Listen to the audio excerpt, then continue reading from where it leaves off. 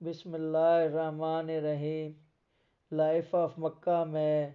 جھگڑا بڑھنے کا ذکر کر رہے ہیں۔ فریقین کے درمیان جب جھگڑا بڑھ گیا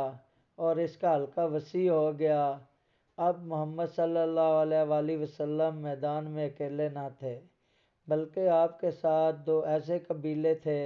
جنہیں قریش کے قبائل میں حقیر نہ سمجھا جاتا تھا، مسلمانوں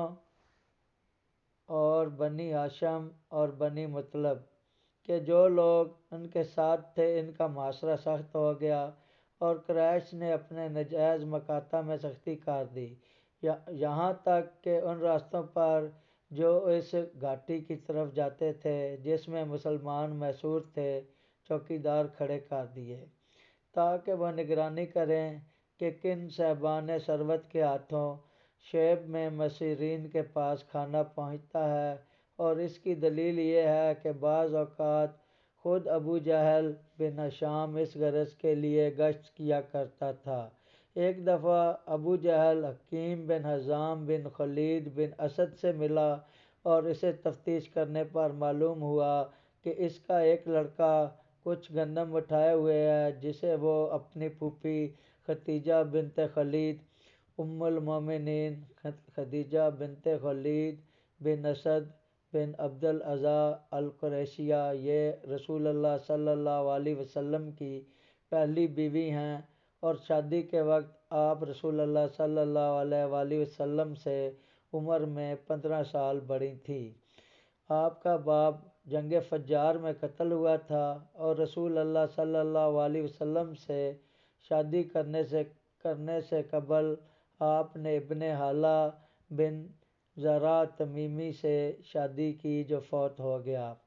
آپ بہت مالدار خاتون تھیں اور وسیع تجارتی کاروبار کی مالک تھیں اور تجارت کے لیے کام کرنے والوں کو اجرت پر حاصل کیا کرتی تھیں اور انہیں مفاربت کے لیے سرمایہ فراہم کرتی تھیں،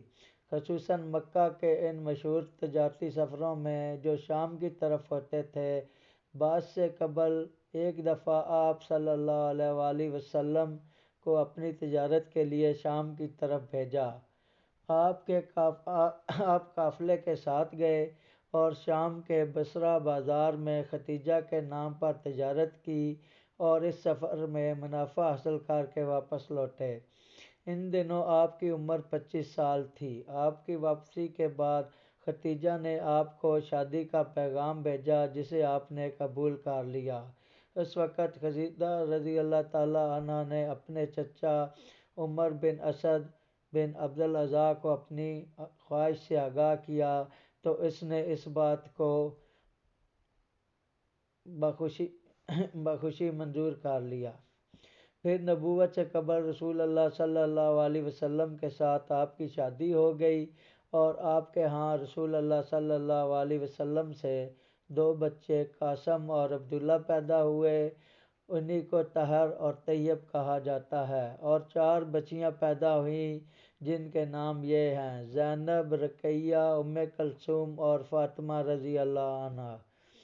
اور جب رسول اللہ صلی اللہ علیہ وسلم کی بعث ہوئی تو آپ سب سے پہلی انسان ہیں جو آپ صلی اللہ علیہ وسلم پر ایمان لائیں۔ آپ صالحہ، طیبہ اور مہربان بیوی